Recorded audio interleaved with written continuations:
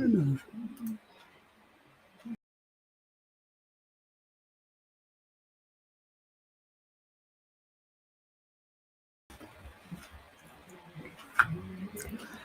Hi there, I'm Lyndon Thorpe. Welcome. This is Lodestone Q&A, and today I had a little bit of an experiment, but I'm not sure it worked.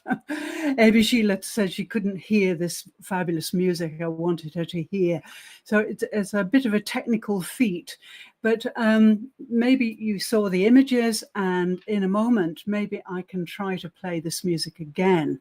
Our topic today is sacrifice, and I put together these video clips and this amazing music.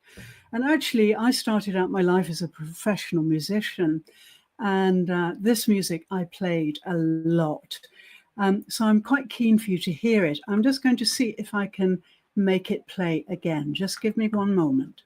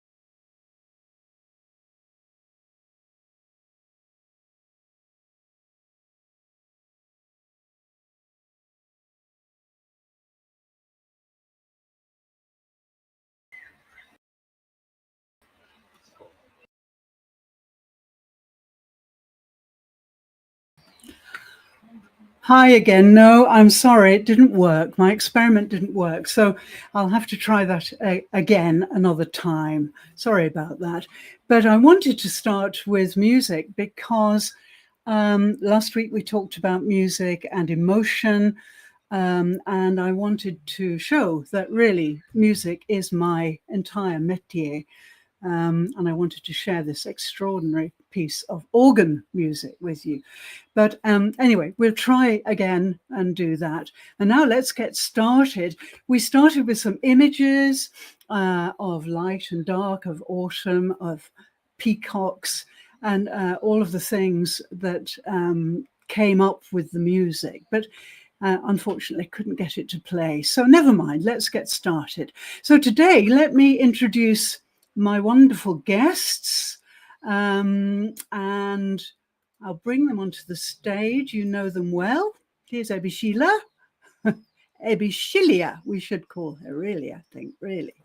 And Muhiba is here. Hi there. Wonderful.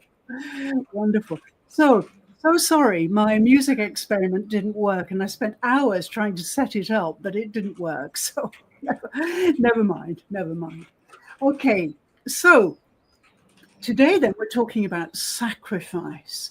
And this really came out of last week's meeting. And we've got some questions here, some quite probing questions. I myself have researched sacrifice quite a lot, and that's to do with my Buddhist pathway, because there are light and dark patches when we look at sacrifice from a Buddhist point of view, but that will come out when we start to talk. So let's go with the first question. Last week we said emotions live in the body. We're talking about EQ. Just reminder, LinkedIn members and YouTube members, last week was all about EQ and how emotions are invisible. And we shared our stories about emotions and how they're separate from behavior and how really they can't possibly be measured by instruments. So, yeah, let's dive straight in and see what kind of emotions come up in you when you think of sacrifice. Any volunteers?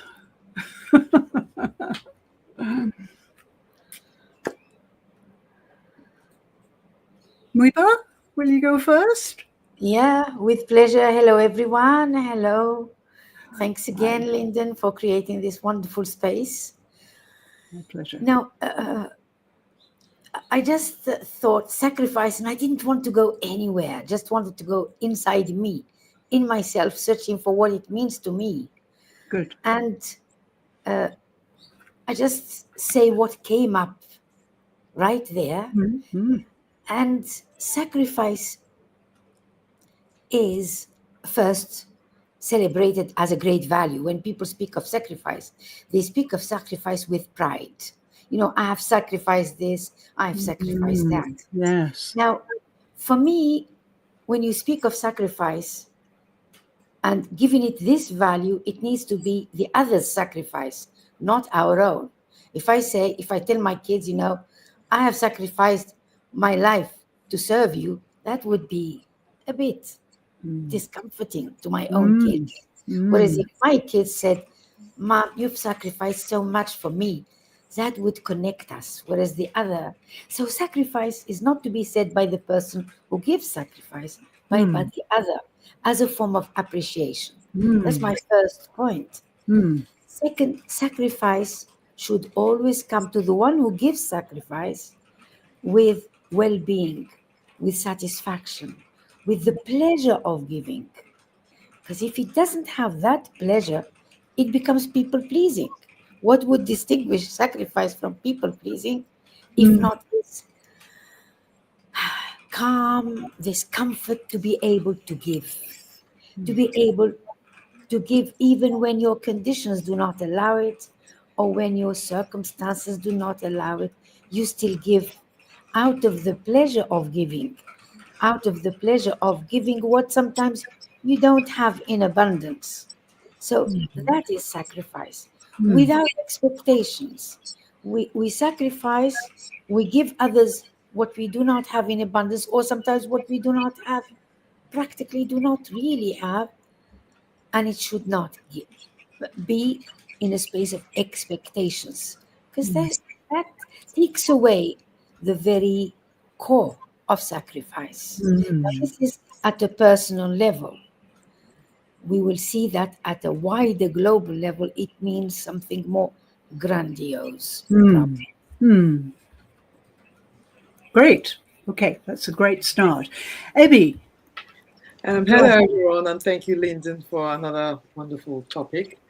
I'm so glad Mohiba started, because sacrifice is, to me, it's difficult to describe because it has the connotation of being negative. But I'm so glad you started, because it isn't really negative for the person doing the sacrifice. because what you're doing is you're doing something that has a better reward. So you're weighing up two things. So you're giving up something that's less rewarding. Like, for instance, the good example that, like you said, for the children. So you might give up work, for instance, to bring up your children, because that's a better, at that moment. Later on, you can go back to work. Well, at that moment, that's a better thing for you and for your family. So it's not really a sacrifice, really. But so, like you said, the children might say, "Oh, you gave up that because of that." So from me, but for you, it's not really a sacrifice. So I like that you started that, and I think I've been finding it for years difficult. When people say you sacrifice, I'm thinking, that's not sacrifice. That's not a sacrifice. And I'm so glad the way you've really framed it now. Sacrifice is a blessing. It's a reward. I think it's a privilege and it's a blessing. It's a privilege. I don't know how it came to be, because I think the definition, if you look at the definition of sacrifice, it's not negative. But in society, we've somehow moved it to be a negative thing. The discomfort for you, but it's not. Because, again, it's a choice. Yes, it's a choice yes.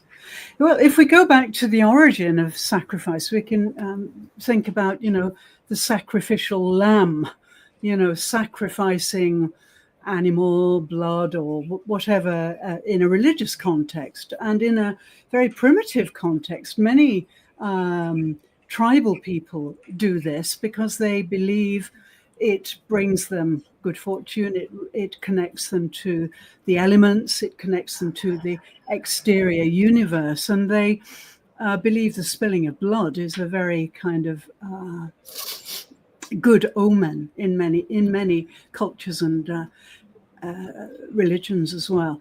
So in some ways then, sacrifice, as Muhiba said, has this grandiose feeling. And, it's really changed, of course, as words do. The etymology has really changed over the last 1,000 years, really. So we're now looking at something which is much more about personal relationships. And I personally really think that I have given up sacrificing now. I feel as if I've sacrificed a lot in my life. And that's because I was brought up a Christian and to a certain age, and we were always told, oh, well, if somebody gives you some money, give half of it to the church. And this kind of attitude, is a very common Christian attitude. So within my culture, within my family particularly, it was always we should give to other people before we take ourselves.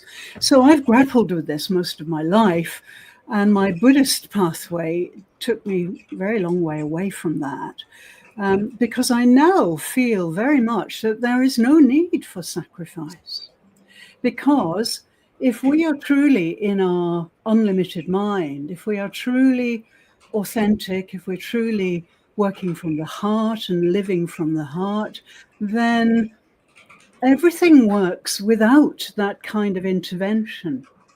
If we're really in tune with the universe, if we're really in tune with human nature and human spirit, then there's no need to jump out of line and make this gesture, which the word sacrifice suggests to me.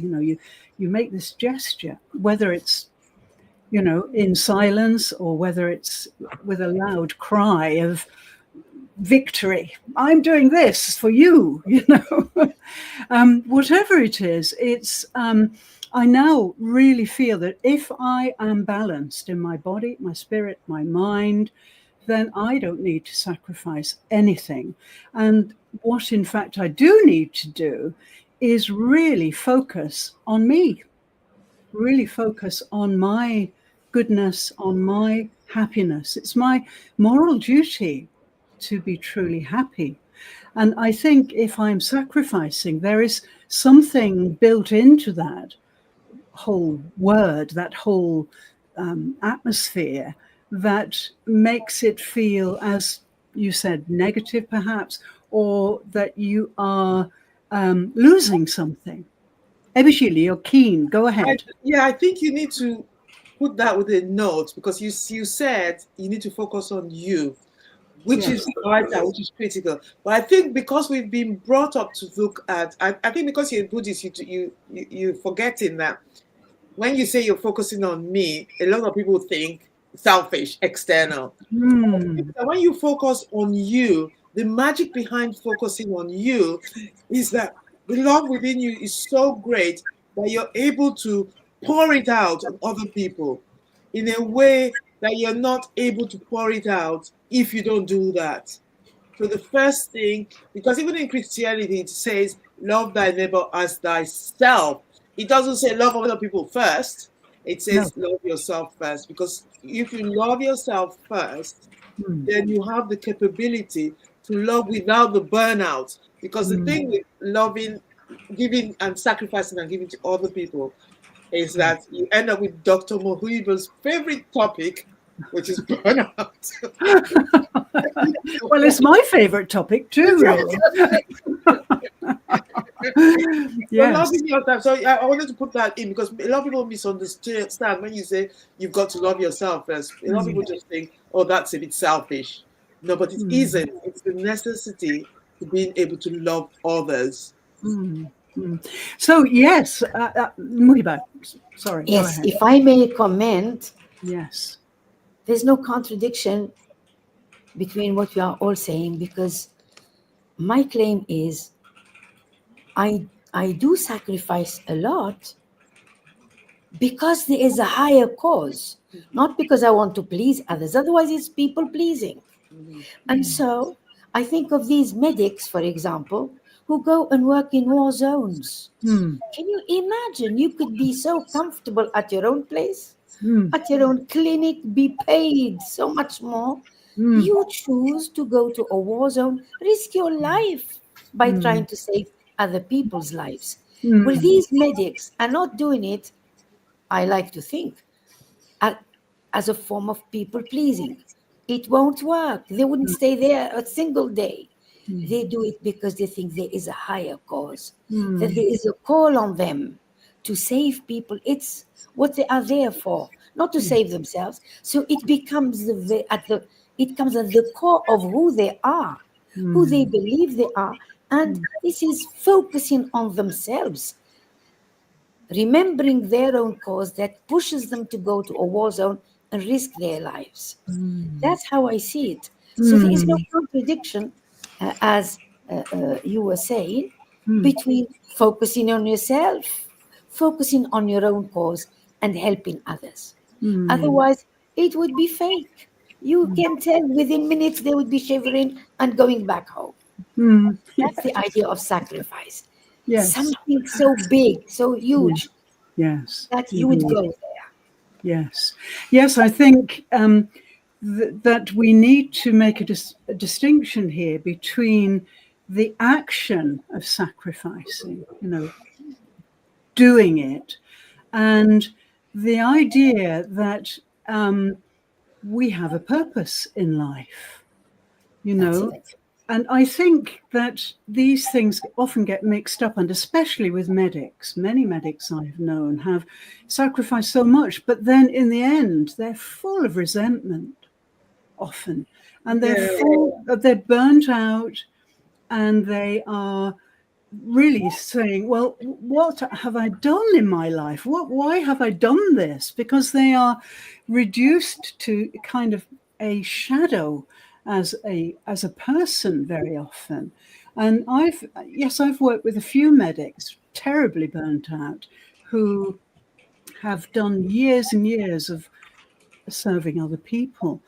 And so that's not about people pleasing, is it? So they're on the people pleasing side as opposed to If I may comment, Linton, yes, not only are medics likely to get burnout, if, as Abby says, they are on the people-pleasing side. Yes. Mothers, this is more often the case with simple case of having a kid.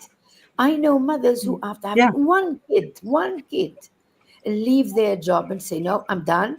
I'm now a mother, as if you could limit your whole being into one little spot, you being a mother. And I hear you say the word resentment, because by the time the child is old enough to say, who forced you to sacrifice your life for me? Then comes the resentment. How awful you are, how not grateful you are.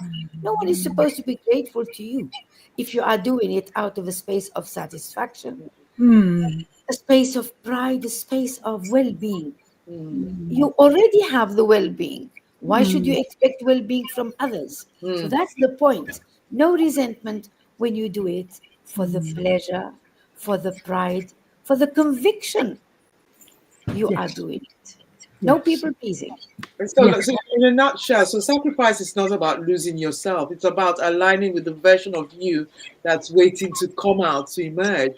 It's not about losing yourself, because the true word of sacrifice, you're also being, that you is embodied. I don't know how to, Linda, maybe you can explain that more since you talk about the body, but yeah. Well, If I yes. may, yeah, please, Lyndon, yes. Well, I was just going to say that I think, yes, this is where the body comes in, isn't it? Because if we are sacrificing from the limited mind, if you like, if I may call it that, and I think you know what I mean by that, if we are doing this, gesture from our limited mind, which is limited and therefore quite fragile in terms of love, in terms of life, really, then yes, that maybe will end in a bad way. But if you are truly in tune with yourself, if you are truly listening to your life and listening to the universe, which is what Buddhists say, we are making bonds with the universe, then you know what your purpose is, and your mission becomes very, very, very clear, and there's never any resentment. I think for me that has happened because all my life I've been teaching and putting my students before myself, but it's never been a problem. Because I'm balanced and I was doing it as my purpose, as an educator, and that was my mission. However, now I've retired and I've done my 50 years of being with students and promoting them and so on. Now I'm really into me, and I'm really into doing all the things that I wanted to do but couldn't do when I had no time with hundreds of students to look after. So it's for me now, the meaning or the flavor of this word sacrifice has very much changed, and I now feel that I'm not going to sacrifice. So in other words, everything I do now is for the love of it. I'm doing it because I Which love is, it. Yes, which is at the core of it. Because something you mentioned, Lyndon, I'm sorry, something you mentioned I would like to comment on is the should. Because you come from this background where you were told, you've had enough of being told how much money you should give or not. So you should give money, you should go there, you should do that. And that ends up all the time by telling you, hey, you're not doing what values, and here Abby used the word alignment, which I had already in my notes. When you are aligned with your values, you're making no effort. These medics who go to war zones are making no effort because they say, my very mission in life, my purpose in life is to save others. What am I doing if not this? Even mothers who sacrifice, according to us, who sacrifice their career and stay with kids all their lives, they are fine because this is in alignment with whom they think they are. I am a mother and I'm staying with my kids. Please do because this is giving you so much pleasure. On the other hand, if you were somebody like me who thought of myself as a mother and a career woman, I never ever thought of having sacrificed anything to remain a university professor, because I could be a mother. We have 24 hours for us to be mother, wife, ourselves, a neighbor, whoever, and a career woman, which was at the heart of my pride, my alignment, my everything. The very fact that I was a breadwinner was at the core, at the very core, until today, at the very core of my being. I could never be taken care of financially. So I refused to leave my job, even when I had twins. That's it. Yeah, absolutely. It's all about values. And I think in my terms, I have no incongruence between my inner values and my outer life.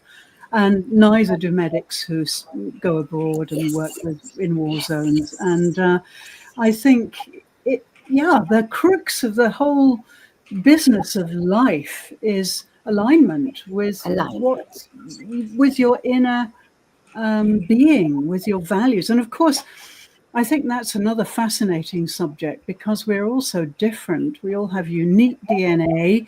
So, it's extraordinary that 8 billion people have values which are all different in some detail. And yet somehow we have to allow everybody to live their values. I think this is a question I ponder all the time. How can we allow everyone to live aligned with their true values? Because of course we have people who... I can answer that one for you. Can you? Great. Go ahead. Again, it comes to the love of self. Because you find out that the more you respect and love yourself, it then becomes common sense. I think we struggle a lot because we're not aligned with who we truly are. And once you get that alignment, it's just natural. It's not even going to be a topic for a debate, because it just comes. Because the same way you want to be respected is the same way you give out that respect, because you understand what it means, because you know who you are, your authentic self. I know some people don't like using that word, but your authentic self, which is the body, mind, and spirit, alignment of all three. And I think we're in disconnect with our bodies, the spirit side of us.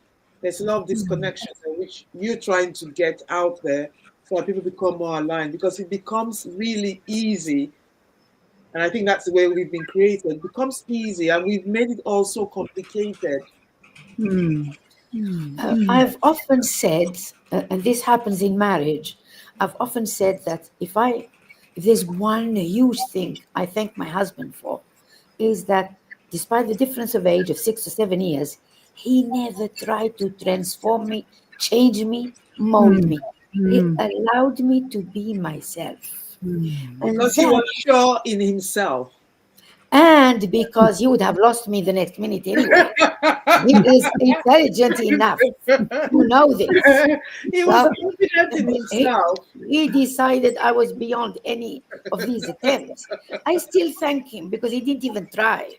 And so I grew up, from the moment I grew up, with a lot of respect. You are right, Eddie, to mention respect. I was respected as a child, and there was no attempt when I was a little girl to transform me into anything, because I was brought up by women who loved me and I loved them, and period. When later there were any attempts, even when I was 10 or 12, to even change me a little bit, the reception was terrible, because I would say, no. And so you knew who you were. You were who you were. And so, I grew up with my values, and whatever I did sounded good, sounded great. I want to sacrifice. You go. I don't want to sacrifice. Well, don't. I often tell people now, my clients, when they say, I wish I could, do it. Instead of I wish I could, I wish I would, just do it. Yeah. I wrote a paragraph in our book, Simply Becoming, where I say, Just do it. It's much simpler than you think. Just do it. Mm. Whatever is in alignment with who Mm. you are, you do it. It will be great. Mm. Yes, again, I mean, that's the limited mind, putting hurdles up, putting obstacles up. And if we get out of that and embody ourselves, then yeah, we do it. I think people who are truly embodied are action takers. They Yeah. actually get out there and do it because they're so comfortable in their body, in their spirit, and their mind is boundless, so anything is possible. So great, wonderful. Let's move on to the second question. I'm ambitious to try and get through these today if we can. Number 2, what story in your body feels ready to be released? What story in your body feels ready to be released? Yeah.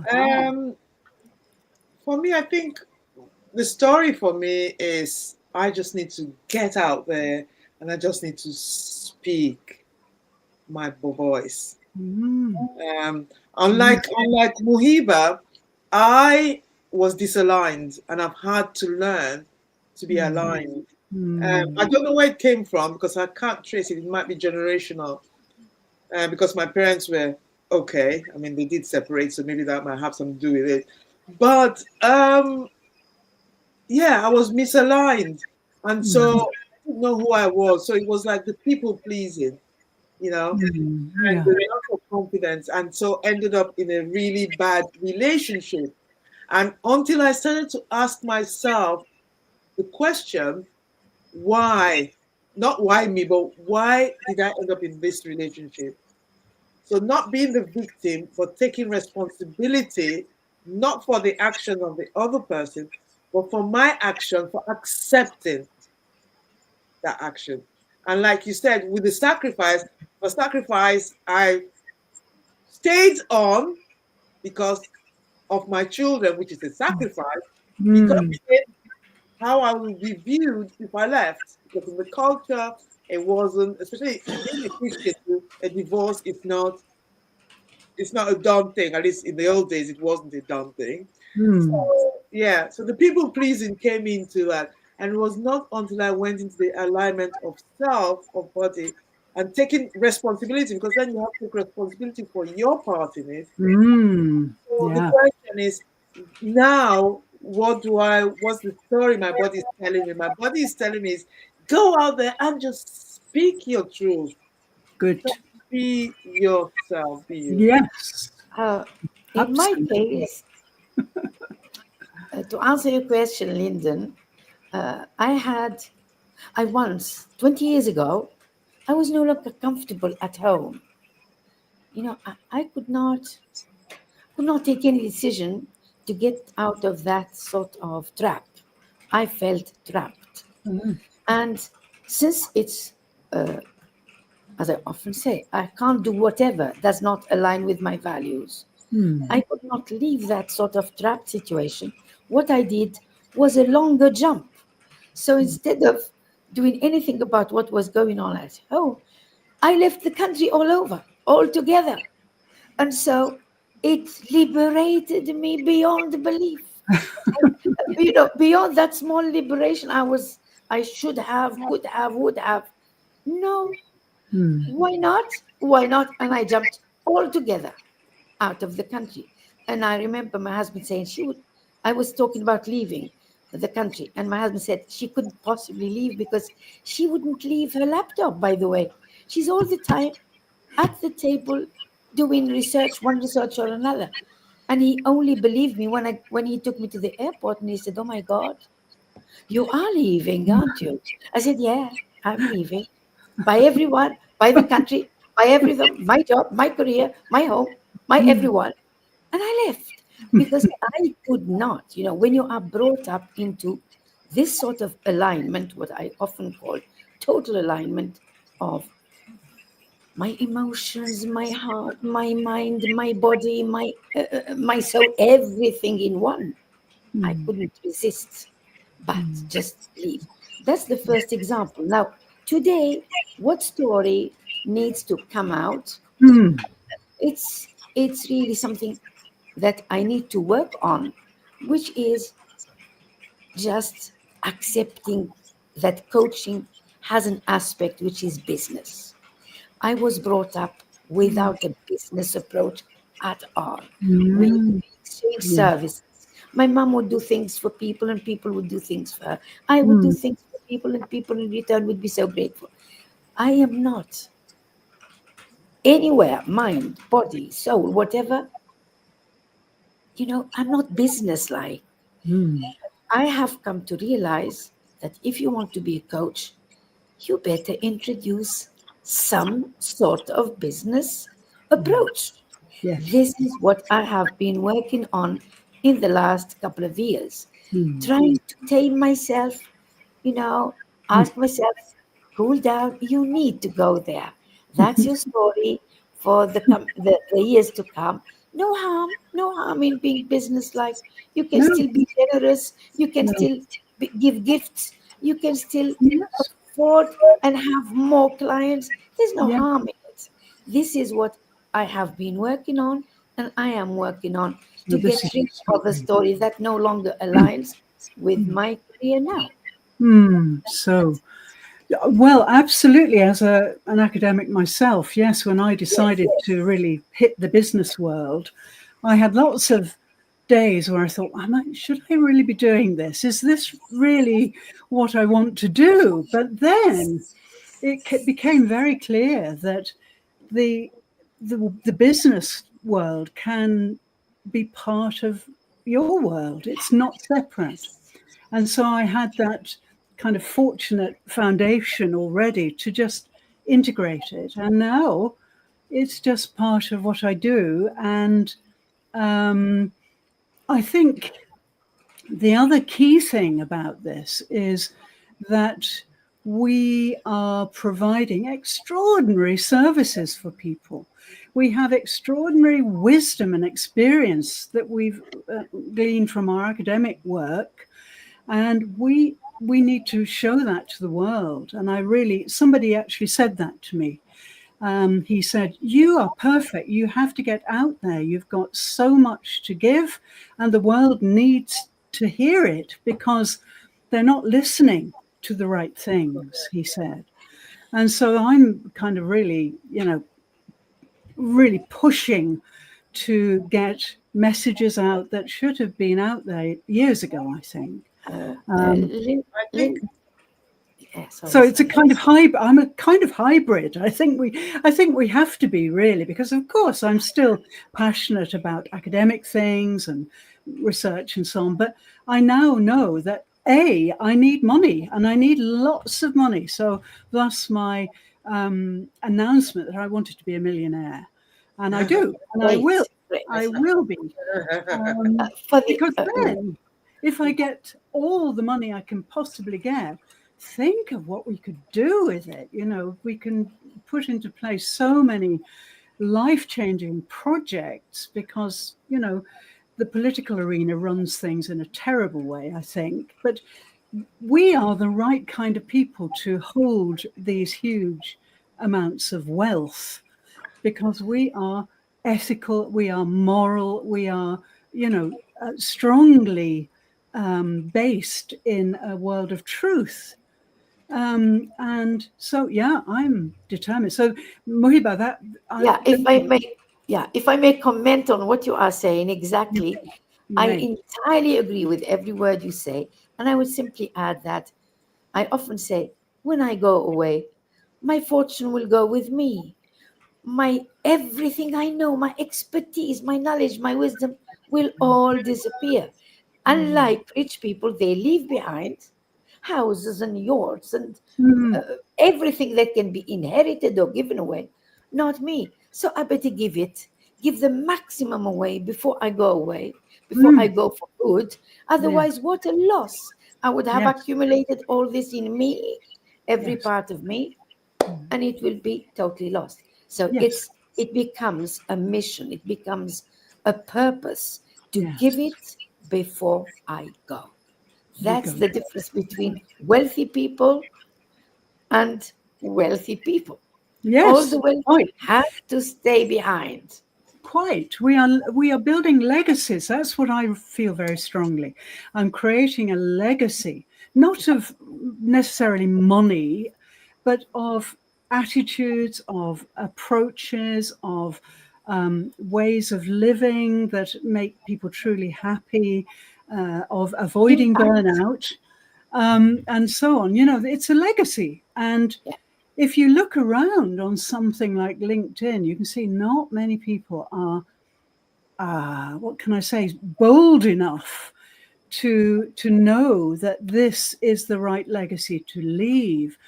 When I post shocking posts, which I do quite often to get people awake, I get all sorts of comments like, "Oh, Lyndon, I never thought of that before." See, they've never thought of these things because they've been ensconced in this isolated world of business. And it was separate. You go to work and then you go home. They're separate, but not in my book. They're the same. So I live my business. It is me. It's me and my identity and my authenticity. And so people are knocked out by that. We can set such an amazing trend by being these hybrids. I think this work is so important because somehow along the human journey, we've lost connection with that. And I think that's a missing key or a missing part of the puzzle, that connecting to the body. And it's you can't get through all your questions, but that connection to the body and the work that you're doing, I think it's the key to a lot of, like you said, it's not separate from the workplace, and it's not separate from your home life, because it's who you will become and who we're trying to become. So you live in it, and we should all be living it at all times, even at work, because what we're doing now, we go to work and we're people pleasing, and I like what Muhira said at the beginning, because now making it clearer to me. So what we're doing usually is we're people pleasing. We're trying to be what we're to try and please the organization where we should be thinking, is that where we should be, or should we find something else? And if we decide to stay in the organization, we should be ourselves, and I think we will flourish being us, and that needs to get out there. Yeah, Absolutely. that you're doing. Yeah. Absolutely, yes. The whole business of money earning. When I announced to my family I was going to become, they would contact me and say, "How are you doing? What are you doing?" "Oh, I'm going to be a millionaire." What? And I've always had this reputation of being the black sheep, as I've mentioned before. And so my brother, who's a pompous ass, actually, my brother said to me, "Oh, not another scheme," he said. If he'd been in Japan, I would have punched him on the nose, I tell you. So I said, "Yep, I'm going to do it." He said, "Oh, yes, okay." And then they become so kind of sanctimonious and skeptical about things. But yeah, I am. And so I haven't contacted him for about a year. because I want to give him the proof. Yes, before the talk. It's not walking the talk. It's talking the walk now. Yes, that's right. I've always been called the rebel. I call myself the rebel because it's true. There's no contradiction between the way people perceive me and the way I perceive myself. I would stand up among 300 colleagues and say, "I happen to disagree." And all the heads would turn and say, "Not again. She's going to break her neck." I would still say, Yes. "No, Yeah. the deadlines are not acceptable." And they would say, but I would be saying it and feel comfortable, by the way, quite comfortable, because it would make sense to me. It would make sense to every part of me. What's wrong with saying it? So yeah, brilliant. So that's really what I was getting at before, because if we imagine 8 billion people all aligning their values and all speaking out, what kind of a global community are we going to have, I wonder? Wonderful. Yeah, I think so. Wonderful. I think so, Because yeah. it would be transparent. We will avoid the worst that is happening today. Yes, Double yes, standards. yes. Double standards. You Double have standards, yes. I double, hope triple so. standards, all sorts of standards. The Yes, same discourse, molded and folded, and we would have a transparent world where we yes. can agree on basics. Wouldn't that be wonderful? Yeah, Wonderful. Yes, yes. I long for it. Great. Yeah. Okay, let's move on to number 3. We're doing really well. Well, we're not doing really well, actually. We're doing quite well. Number 3. Is sacrifice always painful? It I think never is. It It never is. never is. No. It never. If it's painful, you are doing people pleasing. It's not sacrifice. So true sacrifice is never. I see a little boy jumping in the swimming pool. Am I going to think, is it going nothing? I just jump and pick up the little one with a lot of risks for my own life. I don't care.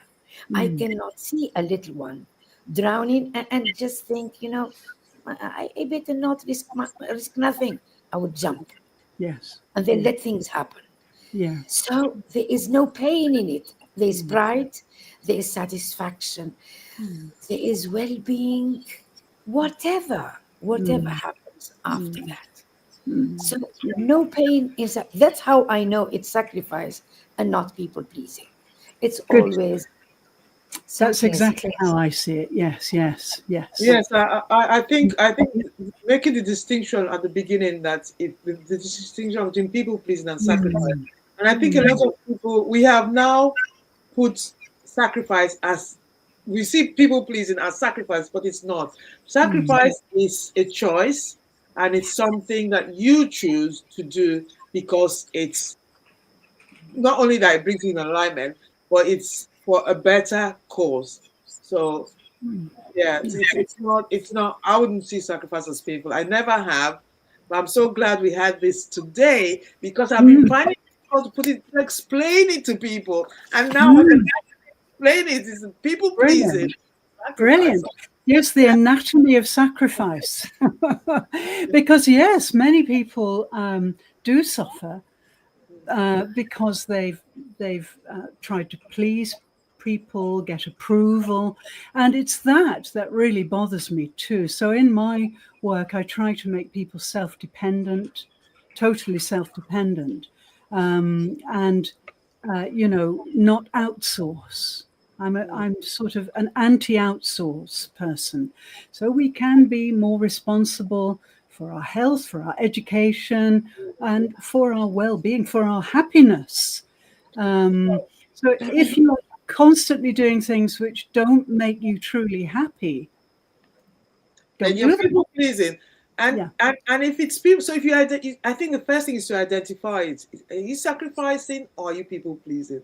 Yeah, Sacrifice, if you're feeling restricted in your body, I don't know what part of your body you're feeling it. If you're feeling that, then it's people pleasing. So you need to go to the root of why you're people pleasing. It could be something from childhood. It could be Yeah. just, it could be like religion. It could be different things. So you need to find out why you're people pleasing. And once you get that you're people pleasing, you can then work on it to come out with people. Because sacrifice should never be painful, and if it's painful, not sacrifice. That's the one thing I've taken out from there. If it's painful, it's not sacrifice, it's people pleasing. Yes, Good. absolutely true. And you know it, by the way, the minute you say, well, it's aligned with my values, why would it even be called sacrifice? Yes. It is me standing for what is right, according to me, for others to benefit, and myself, because I would be the first to benefit.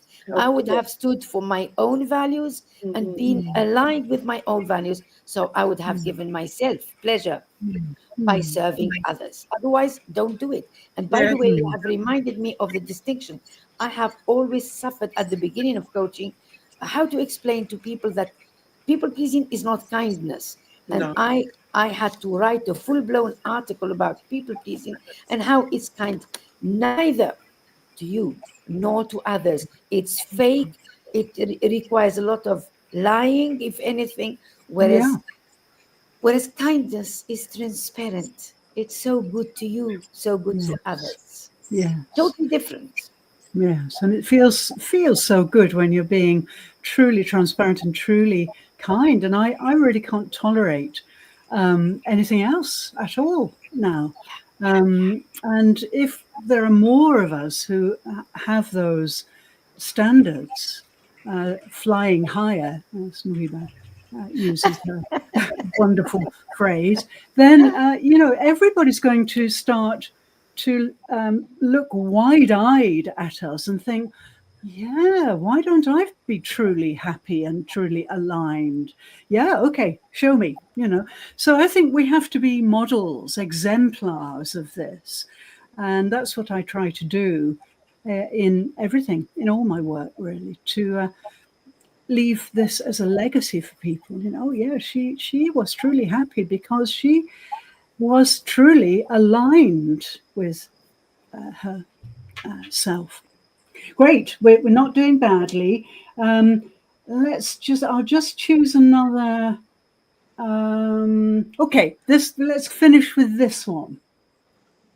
What would you never sacrifice?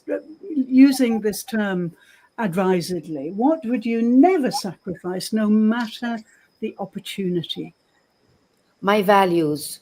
Your values. Never, ever. I often say, I'm a campaigner, an anti-smoking campaigner. Oh. And sometimes I play little tricks with myself. I say, what if somebody offered me $1 million for just advertising cigarettes? No. 10 million? No.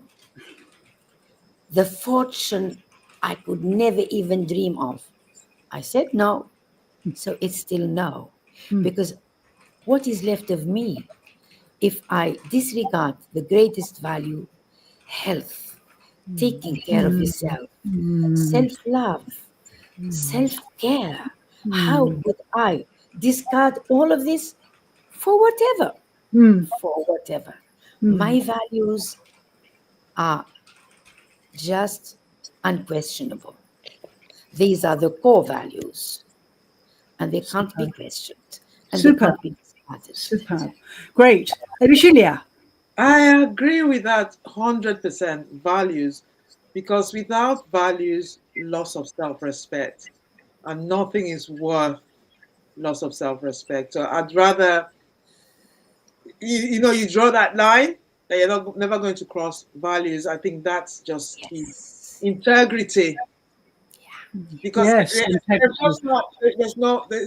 not worth being if you can't have your integrity.